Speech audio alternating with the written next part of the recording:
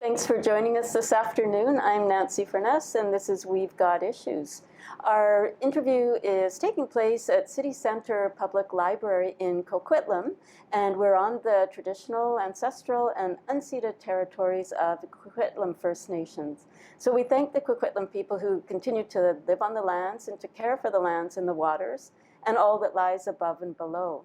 Today, we're joined by Samantha Wink, who is the Manager of Marketing and Communications for Coquitlam Public Library.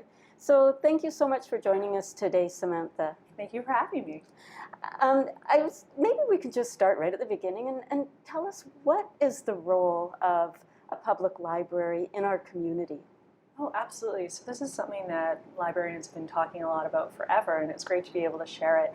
The library exists as kind of the last no barrier place for people to come, ask questions without any kind of prejudice, find out answers that are fact-checked, that are backed by study, meet new friends, learn new skills, and really just pursue whatever they want. You know, I've always kind of thought of the library as kind of the glue to our community. Can you talk a little bit about some of the services that the library provides? Because it's not just about books, right? Yeah, that's one of our taglines that gets passed around all the time, is more than books, and we certainly are. So the modern library, which Coquitlam Public Library is, has gone beyond books. We also have programming, we have story times, meeting spaces, study spaces, we have big community events like our upcoming Science Expo. We have lessons you can learn, resume clinics. You can rent out tech toys in our lendable tech programs, such as laptops, small Ozbots, which you can learn how to code with, Sphero, birdwatching kits as well. On top of that, we have a very large collection of video games that are for rent, which is fantastic, as the average video game, I think, is hovering around $60 to $70, and you might not even like it. So why not take it out for the library for a couple weeks and try that out? Yeah, I think you've just named a whole bunch of services. And even to say that today we're here at the public library and we're able to use a space here. So it's a really important sort of resource and place that the public can come and make a lot of use for. So I guess the other thing is, if people can't make it here, like not everybody's mobile, you know, not everybody can come to the library. Is there anything that you can do to get library services to people out in the community? Absolutely. So we have a couple of things. If you are unable to leave your home for whatever reason, we do have our home delivery service, which delivers books. We have our mobile bookmobile, the Library Link, which goes around to different schools, community centers, and parks. We also have our digital collections, which is great if you're a commuter and you just don't have the time at the end of the day to make an extra stop when you're coming home and then you have to get groceries. That includes Libby, which are all of our books on e-reader titles. We have Press Reader, which is all of your news, but not locked behind a paywall. And we have e-resources for learning, such as LinkedIn Learning as well. Wow. So really, there's no excuse not to use the library. I would hope not. It sounds like it's pretty much for everyone. And can you tell us a little bit about who is actually using the library? I know I see a wide range of people out there right now today, but what are the demographics? Like, who's making use of the library? Well, it really depends what day and what time you come. So we have our 2 branches, and during the day you'll see students, you'll see adult job seekers, you'll see new Canadians, and you'll see a lot of families. We have a very robust story time program in baby time that is also available in Mandarin as well as Korean, and we're looking into branching out with other languages. So we're a space that gets used by a lot. If you come at 3 o'clock, you'll see all the teens from the local high school. You come on one of our English language program nights, you'll see new Canadians learning English in the library. If you come on one of our event nights, such as our speaker series, you'll see adults who want to really engage with difficult conversations around race or around politics in a neutral, safe space. So we have a wide variety of clientele. And I've actually attended some of those events, and they're really well done and really worth coming to. The anti-racism ones were some that stick out in my mind. And I know that this is a place where new Canadians can feel very comfortable, given the level of resources that you've just talked about, right? That maybe they can't find so easily elsewhere in the community, but you come to the library and you get that really welcoming space. What other kinds of things do you do to make sure that it's inclusive for everyone? Well, we do have our CAG, which is our community activism group or advisory group, pardon me.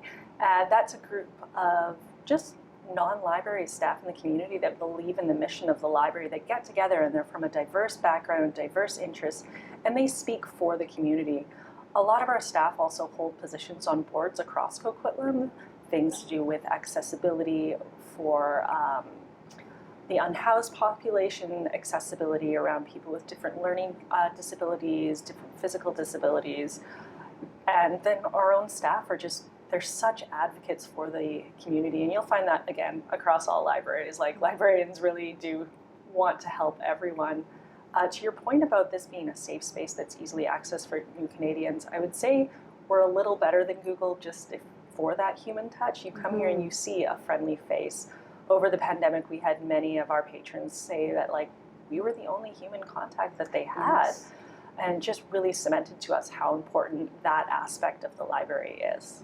Makes it really important. Like, you play a very important role in the community, and the fact that all these different groups are able to come here as well and hold events, I think it just opens up a whole new sort of vista as far as having a place to come. I think you had mentioned during COVID how it was tough, and I think even like now for seniors, and that isolation, and are there programs that you have specifically for seniors and trying to connect them into the community? Absolutely. So we're always looking for new ways to connect seniors. I know something in the future we're really looking forward to doing is a shared board game night that would be intergenerational and gets people out of their house a bit. We also have Korean English language groups and Korean social groups for seniors. We currently have a senior tech cafe that runs 12 to 1 o'clock during the week out of the Discovery Lab in the City Centre branch, and that's just for seniors who maybe need a little extra help with their email or cell phones. We also have a program called Breadboarding for Senior, which gives some tech skills and gets you out of your house. And then the pieces that I spoke to before, the home delivery if they're not able to make it, and things like that. So there's lots here to get seniors out, and if not, then you can come to them, it sounds like, and get some of these services to them. Can you talk a little bit more about the other programs that you have here? I know there's a lot going on at the library. There are. We're actually just gearing up to what's going to be our biggest science expo ever. So we've run that for quite a few years with a pause for the pandemic, of course. And that is for all Tri-City students grades 4 through 12.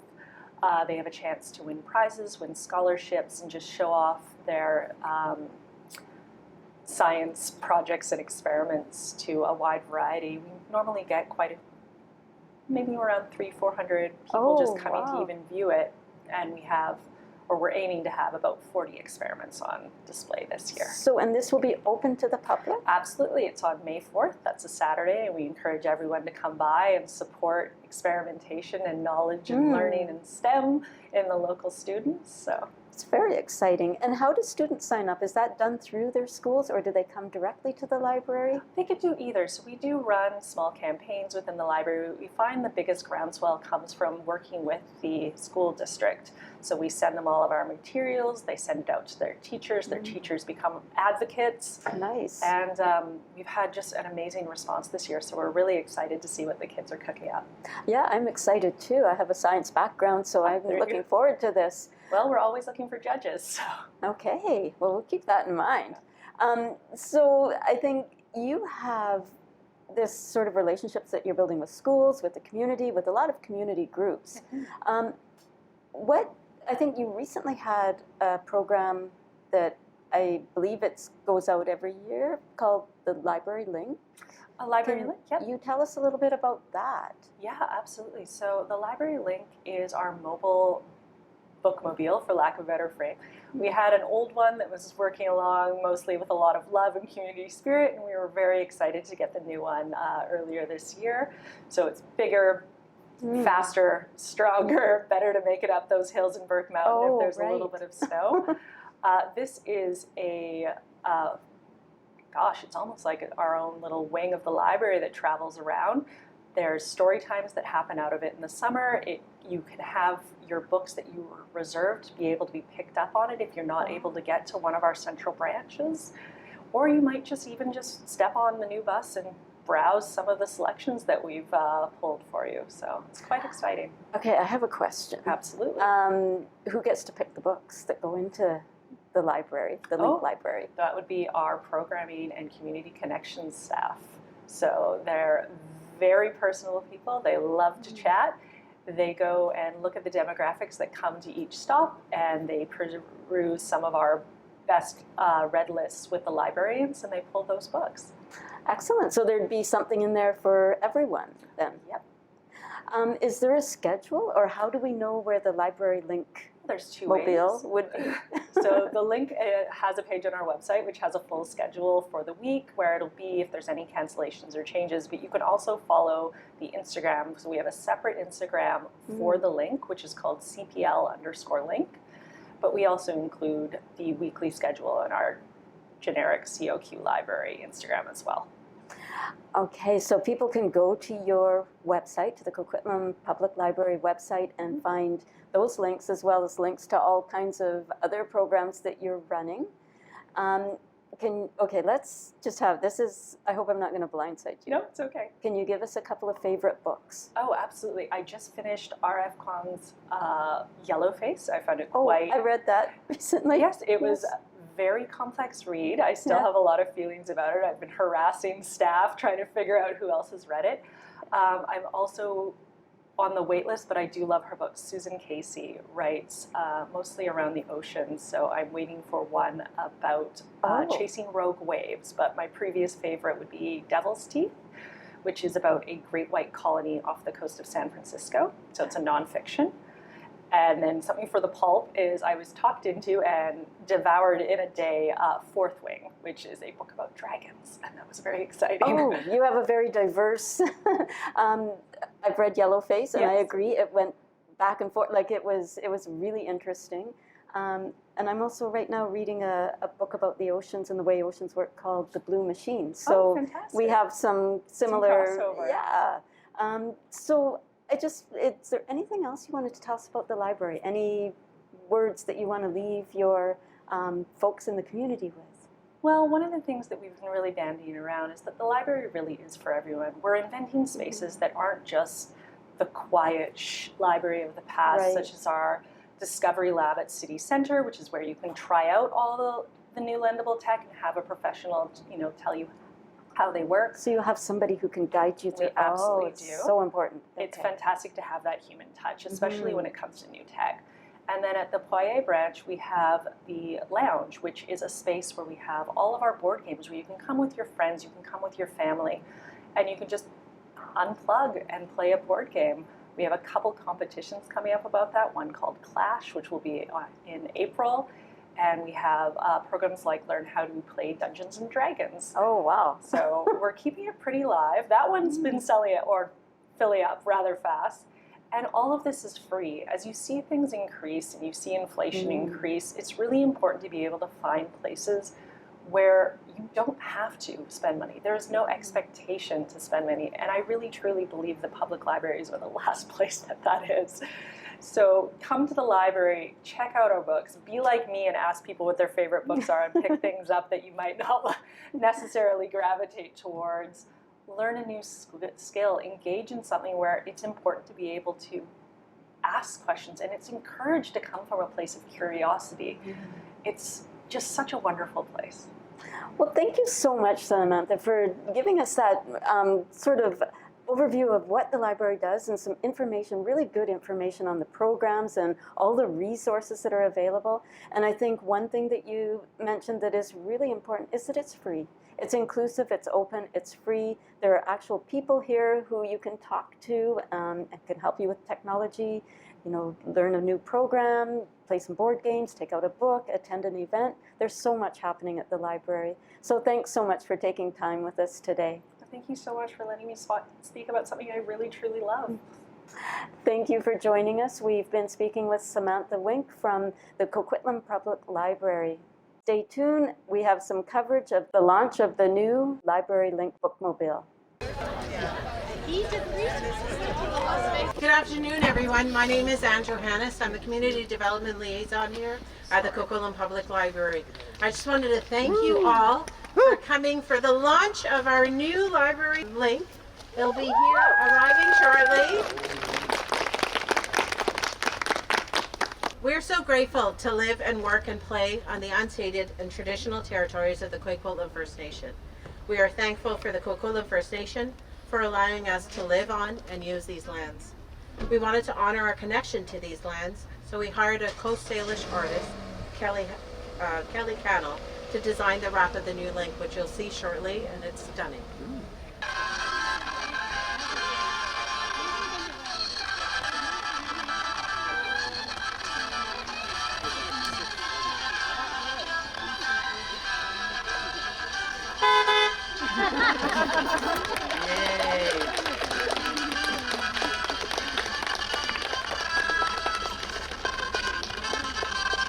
The woman driving is Luz.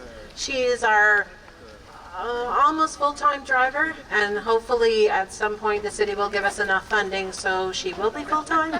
I know, I'm just saying, I'm telling the board. I'm not telling you, Richard, I'm telling the board. All right. One small step for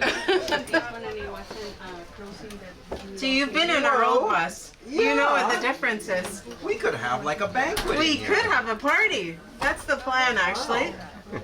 I'm gonna check out on his book. Renting it out with a banquet table. Oh, yours is grumpy. Yeah, there we go. Well, I mean, you want to know why this little buddy's grumpy?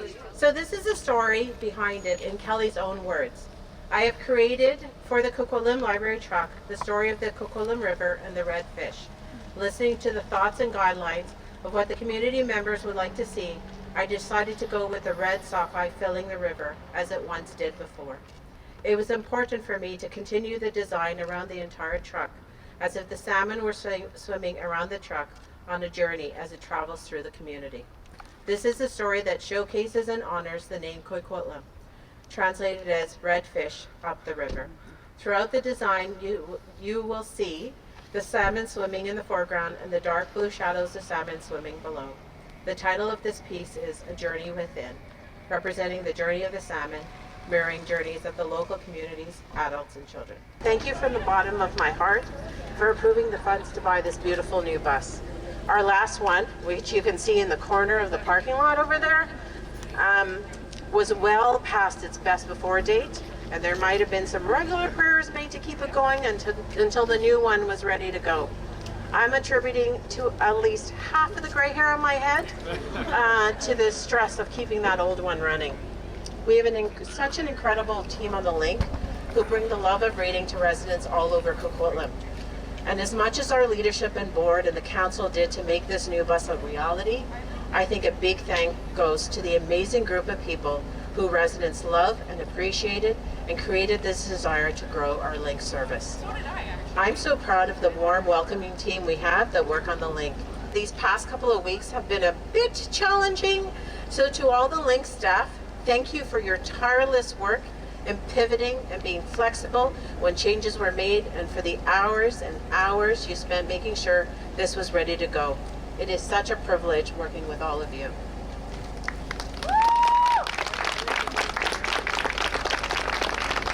I'd like to also thank John Van Cedars at International Truck Body, who welcomed me for my regular visits. Every month I'd send him an email. Hey John, can I come and see what's happening with the bus? And every single time he's like, sure, and come on, anytime you want. As it was transformed from an empty truck to this vibrant library bus. To our marketing and e-branch team, thank you for your patience with my daily updates and changes to the schedule. And to all of you for coming out here to check out this beautiful new vehicle. I am so proud of all the work we did to make this a reality. So take a look around the bus, have some snacks, and then look for us all around the community. Thank you. Mr. Mayor, do you want to speak? I'm not allowed to call him Mayor Stewart. He gets mad at me, so. But I will here because it's an official capacity. What was your name again? So, thank you very much. My name is Richard. I work in the mayor's office, and I want to thank everyone for coming out because it's a sign of the enthusiasm for library services. And speaking of enthusiasm for library services, I want to introduce my council colleagues that are here, particularly the one who arguably is the most persistent. I was going to say enthusiastic, well, I'll just say persistent about library services, and Matt Johnlick is our counselor of counselor of enthusiasm for library services. But also, Trish Mandeo, herself an author, a published author. Is it in the library? Yes. Oh yeah, there you go. There you go. And Steve Kim, over here. So, we're just enthusiastic. It's amazing that even the initials ITB, it's the best. That's what it means on the truck. It's just a magnificent piece of equipment, and we know it's going to deliver lots of the world to children and people generally across our community who will now have better access than ever to library services here in Coquitlam. And from our council's perspective, our council passionately believes in literacy and the work of libraries and the ability of libraries to connect people with people and people with the entire world and the universe that we live in. And library does that. We see a new lounge, we see lots of innovation in the Coquitlam Public Library system. And so on behalf of Coquitlam City Council, congratulations on this amazing new bookmobile and this new book bus. And thank you all for your enthusiastic support of libraries. Thank you. I just want to do a little tribute to our old faithful over there in the opposite side. We went from 2 days a week of just a couple hours a day of service to where we are now, which is 7 days a week, evenings, weekends, and still growing. I can't believe the stats just go up every single month, and it's amazing to see it. You can only do even more with this brand new vehicle. So this is the new era, and I think this Library Link really represents the new ways we're serving our community now. We're out in the community just as much as we are serving people in our buildings. We're modern, we're efficient, we're accessible. We don't have to turn anyone away with this new vehicle. It's got a lift, and people with strollers and wheelchairs can get on there. And it brings equity to those who can't get to a branch, who live far away, who have transportation problems. It's all those things, and it's friendly. And very importantly, I think it also shows the new way we're working with our city partners. This was a true partnership, and I don't know if Jen's still here, but a big shout out to Jen and the rest of the team at Parks and Rec and Finance and Fleet Division. And Fleet Division? yes. And the Fleet Division. For making this happen. And it's been so great to work together, and it really, I think, shows what we can accomplish together as opposed to separately. I echo all of the thank yous. I won't name everyone again, but thank you very, very much to Mayor and Council for supporting this. This is why we're here. So, and I would like to thank the board, both current and past board members. It's through board advocacy that, to those aforementioned city councilors that really got this rolling. So thank you to them. And of course to all of our staff who have tirelessly worked towards this for years now. Again, I won't name them all, but our drivers and our support staff who are on the link, all the behind the scenes folks who chose the collection and bought it and processed it and put the IT on board, and our marketing department, for arranging this incredibly beautiful design with the artist. Thanks to our manager, Jay Peters, who oversees the link. And of course, a very, very special shout out to our community development liaison, Anne, who coordinates all of these moving parts, and there's a lot of them. Oh, and also shout out to Lily for getting the insurance yesterday. It's Friday. But yeah, and put all this together and including this event. So thanks to Anne.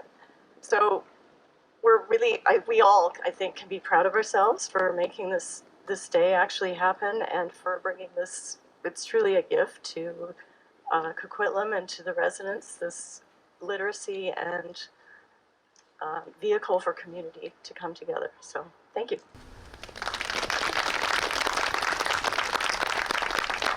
Brief. I just wanted to thank the whole community of Coquitlam. From behalf of the team at ITB in Surrey, we got to have a lot of fun building this, designing this with your team. Thank you very much for buying local and for supporting local business. There's 100 families at ITB represented, and it took about 2,000 or 2,500 hours for that team to build this, so we really appreciate the support. And I wanted to donate a book. This book is written by my brother. It's not like really well written, but it's about my grandfather's life, especially in World War II, his experiences in concentration camps and his surviving through that. And it's a story of hope, and hope was the difference in that case. That's what got him through his adventures during the war. So I want to donate this book. It's the only one that has a Van Cedars on the cover, which is my last name. So Anthea, new addition to the collection.